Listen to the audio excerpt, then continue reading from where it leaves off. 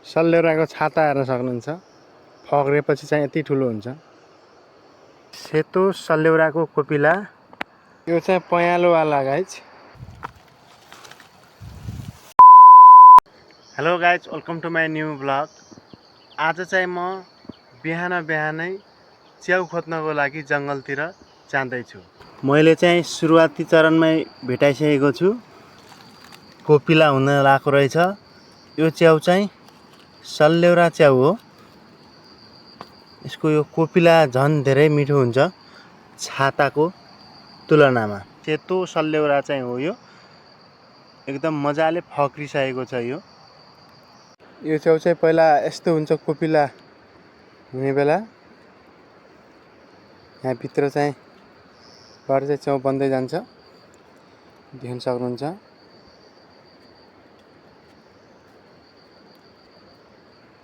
यहाँ पनि कोपिला हालेको रहेछ, देख्न सक्नुहुन्छ। यो चाहिँ म प्लास्टिकमा हाल्छु र यहाँ छाता पनि, दुईटा छाता पनि देख्न सक्नुहुन्छ। च्याउको छाता उम्रेको हेर्नुहोस् त।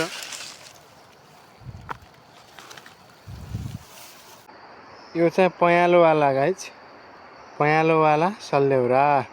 सेतो सल्लेउराको कोपिला उम्रिएको छ, कोपिला भएको छ। अब यो चाहिँ फक्रिने क्रममा रहेछ गाइज। सल्लेउराको छाता हेर्न सक्नुहुन्छ। फक्रेपछि चाहिँ यति ठुलो हुन्छ। मैले चाहिँ यति कलेक्ट गरेर ल्याइसकेको छु। अब चाहिँ म घरतिर जान्छु। यति भएपछि मलाई पुग्छ आजलाई। मैले चाहिँ यतै आसपासमा चाहिँ च्याउ टिपेको उम्रेको च्याउ, सेतो सल्लेउरा र पयालो सल्लेउरा। यता पारीतिरको वनमा गएको भए चाहिँ झन् धेरै पाइन्थ्यो होला। मलाई चाहिँ आजलाई यति भए पुगिजान्छ। त्यस कारणले गर्दा म यति लगेर घर जान्छु। माइलमा पनि घाँस काट्न आउनु भएको रहेछ। प्लास्टिक पनि लिएर आउनु भएको छ।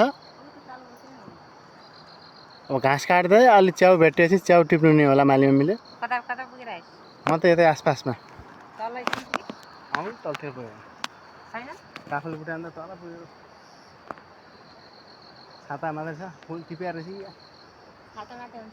गाइज। अहिले चाहिँ म घर आइसकेँ। अब चाहिँ मैले यो प्लास्टिकमा ल्याएको च्याउलाई खनाइदिन्छु। खनाउनु त यो मम्मी।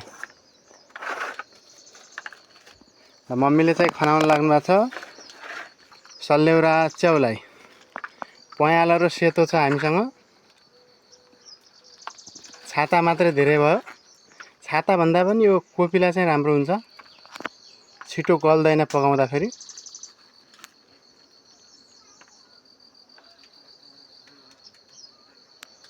हाम्रो आज बिहान मैले लिएर आएको सल्लेउरा च्याउ, सेतो र पयालो सल्लेउरा च्याउ चाहिँ यति नै हो साथीहरू। मैले चाहिँ यो छाता मात्रै बनाउँछु अहिले। यो कोपिलाहरू बेलुकातिर बनाउनु पर्ला। यो सबै चाहिँ आज अहिले खाइसकिन्न। पहिला छाता मात्रै बनाउँछु अहिले भातसँग। बेलुका चाहिँ हामीले रोटी खान्छौँ। रोटीसँग चाहिँ फेरि यो कोपिला बनाउँछु। यति चाहिँ मैले बेलुकातिर खान्छु र अहिले चाहिँ मैले यो बनाउन लागेको छु। मैले चाहिँ यसलाई केलाएर पनि सकिसकेँ। अब चाहिँ म यसलाई पकाउँछु। मैले चाहिँ कान नभएको कडाईमा बनाउन लागेको छु च्याउ। र प्याज, टिमुर र लसुन पनि रेडी गरिसकेको छु। अब चाहिँ म यो कडाईमा तेल हाल्छु।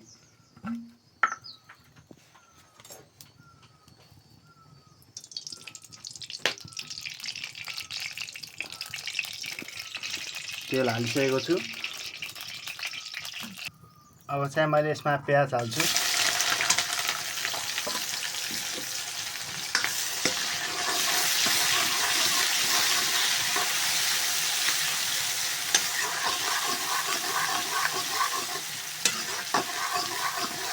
यो लसुन पनि हालिदिन्छु।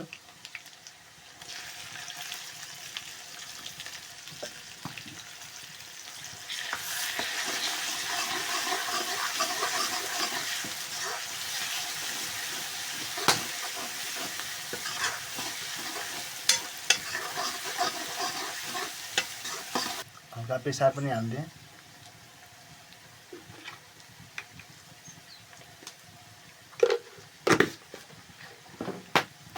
नुन पनि हाल्दिएँ।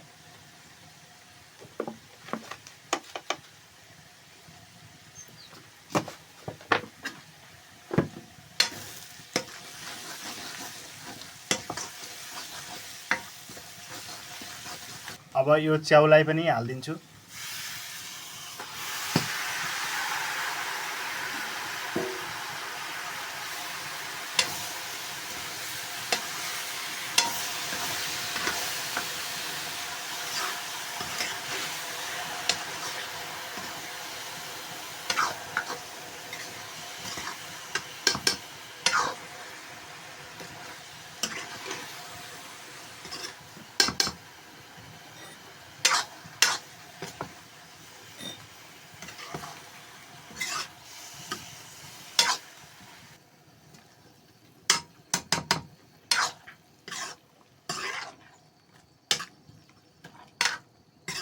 यसलाई चाहिँ म ढाक्दैन, ढाक्ने भने झन् धेरै पानी आउँछ।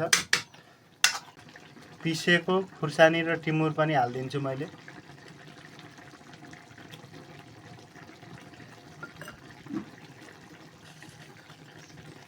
हालेर यसलाई चलाउँछु। यसलाई चाहिँ पानी नसुकुन्जेलसम्म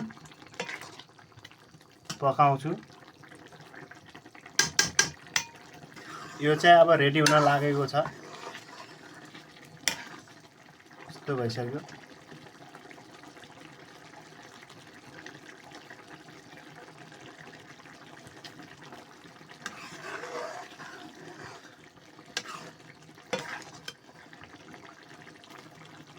यो चाहिँ एकदम मजाले पाकिसकेको छ।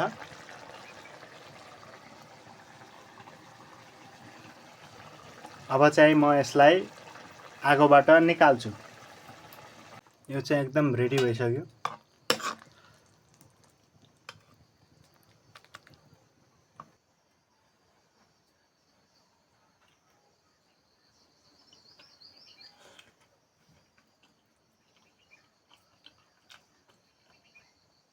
एकदमै मिठो छ गाइस।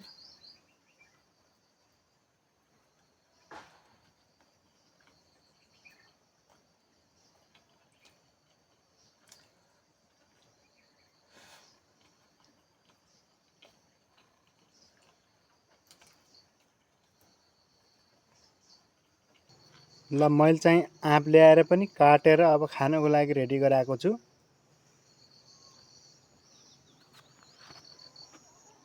मैले चाहिँ टेस्ट गर्छु कस्तो छ। एकदम गुलियो छ साथीहरु।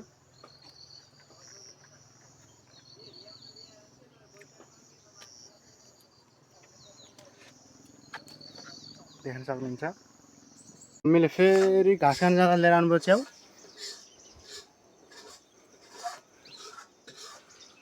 घाँस काटेर आएर च्याउ लिएर आउनुभयो। कोपिला मात्रै ल्याउनु भएर चाहिँ आजले त छाता भन्दा नि धेरै। खोल्नु न सबै।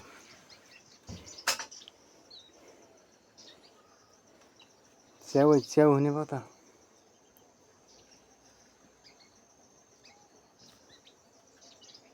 पट्टेउला पनि भेटाउनु भए। मैले त भेटाउनु न त पट्टेउला।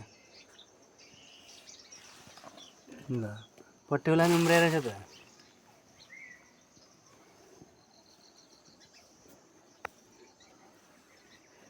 च्याउको खानी